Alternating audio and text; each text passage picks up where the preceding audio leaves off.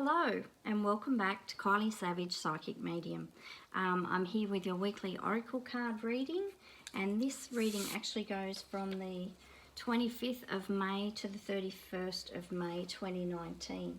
I just want to acknowledge that today is the first day of Reconciliation Week.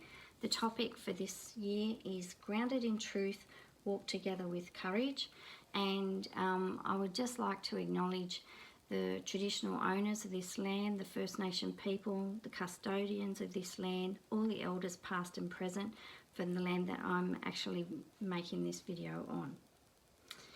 My partner and I visited the Stolen Generations Garden today at Mount Annan Botanical Gardens, and I highly recommend it as a beautiful place to visit and to pay your respects to First Nation people. If any of you don't know, Stolen Generations, that refers to all the First Nation children who were taken away by the white colonists, taken from their families and placed in institutions, missions, foster care and so on. And many of these children suffered terrible abuses and were very disconnected from their families of origin. And thankfully many of them were able to reconnect and reconcile with their families, which is extremely important for First Nation people. Yet many of them didn't. And I've read a lot of stories from Stolen Generation people, and I highly recommend looking it up and doing your own research. You'll get a much greater appreciation for your country's history, and you end up becoming much more respectful to First Nation people. Okay, so the question I asked this week was, how can we love and support ourselves and each other throughout this week? And from Wisdom of Avalon, we have 4 cards, and the anchor card was love. So how beautiful is that? The second card is the stag, and the third card is the spider, and the fourth card is the High Priestess. And then for the first time, I'm using a card from the Goddess Power Oracle, also by Colette Baron-Reid, and we have Parvati, Devotion. So Parvati will be the goddess to guide us through this week, and her message will be the one that we can look to for extra support and assistance with whatever comes up with these cards. Okay, the message in the anchor card, love, is basically to ask yourself at any point during this week and ongoing, if you find yourself in a situation you have to make a choice, or perhaps you're experiencing some difficulty, or finding you're in a really challenging situation, or a relationship, anything like that, to ask yourself, what would love do? This week we're being asked to come back to center, to draw back inside to our hearts and to connect with love, and ask ourselves in each and every moment, what would love do? Because that directs us to what is the highest good for all. I've had quite a lot of personal difficulties over this last season. So what I'm taking from this is the message to remember, if ever I'm in discord with somebody, I'm having a conflict, I'm going through a challenging time, I'm having a dispute with somebody or something like that, that I need to remember that that person is me and I am them. And if I hurt another person, I'm actually hurting myself.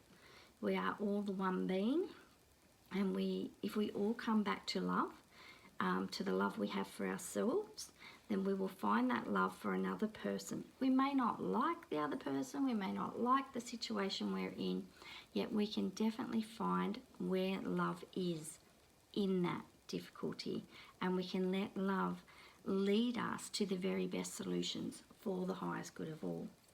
This love message puts us back in touch with grace and mercy. Another good influence I've had lately, and another good source of information, especially on love and mercy, is Hallelujah Anyway. I've been reading that book by Anne Lamott. It's the first book I've read of Anne Lamott's, and I've been following her for some time, and I love her work. So I'm really thrilled that I'm absolutely getting so much out of her book. Okay, so moving on, the stag. I've got to say, ladies, usually if the stag comes up in a spread, it points to a male in your life, usually your husband, who is someone who's quite fixed in their character, someone who's quite prideful, and someone who is really can be very challenging. For me, I'm taking the stag as also the message I find is that the stag is really about leadership, but it's about good leadership. It's about taking care of the people who you're responsible for. It's about not overly dominating them or trying to control, manipulate people, or getting into power struggles with people. It's about taking leadership from a point of place, from a point of love, really, but from a point of place where you're saying, right, if I really care about these people, if I am their custodians, if I am here to lead them through whatever the present difficulty is, or, you know, if it's a project at work or anything like that, how can I demonstrate the very best qualities of leadership? How can I lead myself well? How can I be an example to others? And the thing is too, if you have been doing the work and, you know, being a good example to others and showing good leadership for yourself and stewardship for your own life and for love, then it's also a message there to say, you know, be proud of yourself, be proud of your achievements. Even if you feel like, you know, life is kind of getting down on you and you don't feel very proud of yourself in the moment, if this card turns up for you, it's to say, hey, maybe you're being a little bit too hard on yourself. Perhaps there's a lot that you could be proud of, and give yourself a break and acknowledge everything that is good in your life, everything that you're doing really super well, and trust that whatever is happening, you're going to be brought through it. Okay, I really like that the spider is opposite the stag, and these two have a little bit of interaction into play here, because the spider is about creation. It's also about the webs that we get mixed up in, like our interconnectedness with all life, and sometimes the messes that we can get into with other people or situations or projects or things like that. And it's saying, look, let the stag, let good leadership and let healthy pride play a role in your creations. And whatever you create next, think about, you know, what are your values, morals and beliefs and your ethics? How can you create a safe space, a healthy space? How can you demonstrate good leadership? And how can, you know, whatever you create next, how can you foster things like, how can you foster creativity through good leadership? If you're interested in any of that, I would highly recommend Brené Brown, particularly Dare to Lead. I haven't read the whole book myself, and yet I'm quite familiar with Brené's work. And that is a really big component of her work, is helping people to develop really healthy leadership. I think it's not very hard, like we don't have to go very far to see and to find examples of poor leadership and to understand the consequences of poor leadership. So we really need to step up and to show good leadership for ourselves, for our family, for our friends, for our co-workers, for our communities. If we're not going to find these great leaders around us, we need to become them. And this is really tying in, especially with Parvati's message and the High Priestess, is, you know, we all need to level up. And sometimes that's difficult, because having good leadership means creating good, strong, healthy boundaries and being assertive rather than aggressive. There's so many components to good leadership, and it's so worth learning about. You know, we have this outdated idea that leadership is about being a boss. Leadership is about so much more than that. And the thing about this up-leveling is we need to understand we're always being interviewed. Whoever we come in contact with, whether it's the person emptying our garbage, or the big CEO of the company, or the mayor of the town, or a preschooler that you meet in story time, we're always being interviewed. And we need to think about what sort of leadership we're demonstrating. Are we showing that we are trustworthy people We're people who actually genuinely care about other people and the world that we're co-creating together. How can we be an example? We have plenty of mouthpieces out there. We need positive action. We need amazing leadership. We need examples. We need people to actually show the way. So think about that. Think about whatever it is going on for you right now. How can you apply any of what I'm talking about to it? Okay, the High Priestess, it's very important. We need to pay attention to our dreams, our intuition, that still silent, small, it's not silent, small voice inside. Our intuition is going to provide a lot of leadership here too. When we're really, often it's not till we exhaust our own resources that we will get down on our knees and we will ask our higher power for assistance. We will surrender all that is. We will accept whatever the divine's will be for us, no matter what. We will get our hands off situations. And it's often until, as I said, we've run around, we've made a mess of things, and then we've gone, oh crap. And we've invited in the divine. The divine has a hand in everything, even the messy parts of our life, especially the messy parts of our life. We just don't always recognise it. And often it's our pride also that gets in the way of our accepting and surrendering whatever's going on for us, whatever the difficulty or challenge is. So the High Priestess is asking us to come back and connect with the mystery, connect with the what can be the unknown in our life, connect with a higher power, pray.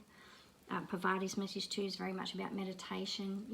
Connect with that higher source of wisdom, which, going back to it, is really essentially love. So we're being called to think in different ways, to act in different ways, to examine our beliefs and our values, to stay true to our faith and to deepen our faith, especially this week. And I'm kind of excited because it's like this is a week where ideas might be bubbling up. We get, we're into new energy, and we have a new moon coming up as well. So we might be, we might be looking at a very productive week ahead, and very productive June as well.